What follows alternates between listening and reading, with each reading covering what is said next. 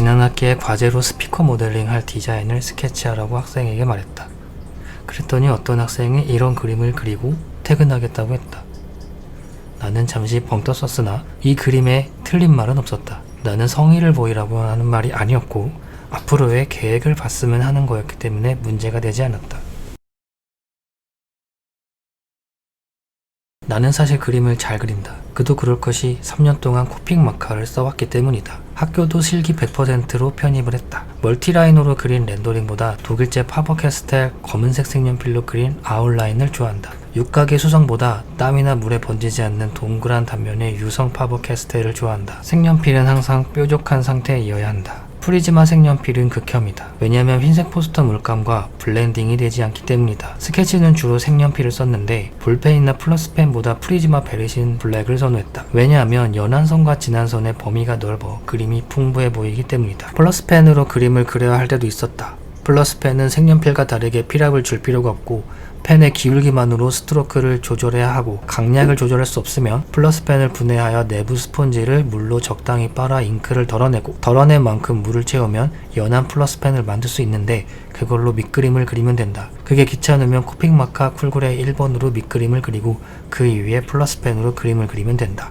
플러스펜의 단점은 수성이라 잘 번지지만 손끝에 힘만 뺄 줄 안다면 스트로크의 두께를 조절하기 쉽다. 흰색 하이라이트는 흰색의 육각 파버캐스텔과 색필로 그리는 흰색 포스터 물감을 좋아한다. 유성 흰색 파버캐스텔로도 써봤지만 유성이라 흰색 포스터 물감과 잘 섞이지 않으나 프리즈마 흰색 유성보다는 낫다. 마카는 한쪽에는 보드팁, 한쪽에는 파인팁의 사각형 단면의 코픽 트윈 마카보다 한쪽에는 붓팁, 한쪽에는 보드팁으로 된 타원 단면의 코픽 트윈 마카를 선호한다. 렌더링을 위해 최신 아이패드 프로와 애플 펜슬을 사고도 남을 만큼의 돈을 썼다. 제품 스케치를 한 1년 동안은 여느 학생과 다르지 않았으나 2년째부터 투시와 비례는 틀리지 말아야지 하며 투시에 대해 득음을 한 해였던 것 같다. 3년째부터는 더 이상 그림 실력을 올리는 게 무슨 의미가 싶었다. 마카 파스텔의 표현의 한계를 느끼고 있었고 내가 원하는 CMF를 표현하기에는 한계가 있었다. 스케치의 가장 큰 비중은 투시다. 렌더링에서 투시를 모르면 그림을 그릴 수가 없다. 그러니까 2D라는 종이 위에 3D를 표현하려면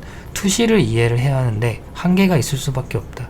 예를 들어 박스, 원통 이런 거는 그리기 쉬운데 곡면에 투영된 원이라든지 3D의 곡선을 투시하는 거는 어렵다는 것이다. 그걸 깨닫는데 2년이 걸렸다. 왜냐면 3D의 곡선을 그리는 다른 요행 방법으로 지금까지 스케치하는 방법을 배워왔기 때문에 다들 문제가 없을 것이라고 생각한다. 도화지에 그림을 그렸는데 종이를 소매로 사오는 게 아니고 도매로 사왔다. 그만큼 그림을 그리는 장수가 많다는 얘기다. 하루에 많게는 3장씩 그렸고 1년에 못해도 200일을 그림을 그렸고 하루에 한 장씩 그렸다고 해도 1년에 200장, 대충 400장을 그렸다. 3년에 약 1000장의 그림을 그렸다. 근데 그 많은 그림 중에 실제로 모델링화를 할 수 있는 작품은 한 장도 없었다. 그저 필체나 그림으로서 예쁜 그림, 설계적으로 오류가 있는데 아무도 눈치채지 못하는 그런 그림들을 그리고 있었던 것이다. 아무리 3D를 표현하려고 해도 2D 위에 3D는 3D가 되지 못한다. 그저 3D인 척하는 2D일 뿐이다. 말이 안 되는 디자인이 말이 되는 것처럼 보인다. 검증을 하기도 어렵다. 스케치나 렌더링을 하는 거는 사실 문제가 되지 않는데 문제는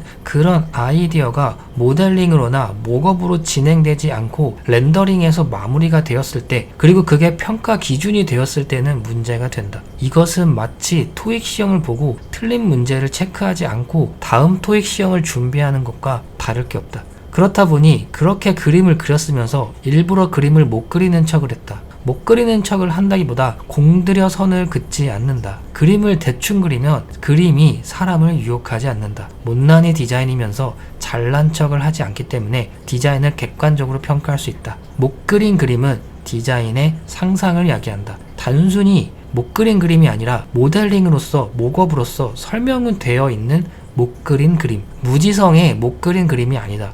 제품이 목업물로 나왔을 때가 상상이 되는 사람을 유혹하지 않는 그림을 그려야 한다는 것이다. 그걸 교육하는 게 현실적으로 어렵다. 내가 3년 동안 겪은 고뇌를 압축하여 설명할 재간이 없다. 종이 위에 2D를 통해 3D를 교육하는 것은 덧셈 뺄셈만으로 2차 함수를 설명하는 것과 다르지 않다고 생각한다. 2D 위에 3D를 표현하는 기술, 즉 투시도법은 대단한 기술임에는 틀림이 없다. 하지만 그게 2022년에는 그 기술이 디자인이라기보단 예술에 가깝지 않나라는 생각이 든다. 하물며 웹툰 작가도 스케치업으로 배경을 쳐내는 시대인데 투시도법의 비중이 디자인 교육에 높아야 할 이유는 없어 보인다. 예전에 이런 말을 들은 적이 있다. 스케치를 잘하는 사람은 디자인도 잘한다. 이 말에는 예외적인 상황이 더 많다고 생각한다. 그림을 잘 그리는 사람은 그림을 잘 그리는 것이지 디자인과의 교집합의 영역이 넓지 않다. 그림만 잘 그릴 수도 있다. 스케치 실력과 디자인 실력은 절대 비례하지 않는다. 그러므로 내가 아이패드와 애플 펜슬을 매일 들고 다니지만 메인으로 스케치를 하는 것이 아니라 모델링을 보조로 설명하거나 이해를 하기 위한 수단으로서의 그림 그리는 보조 도구일 뿐이다.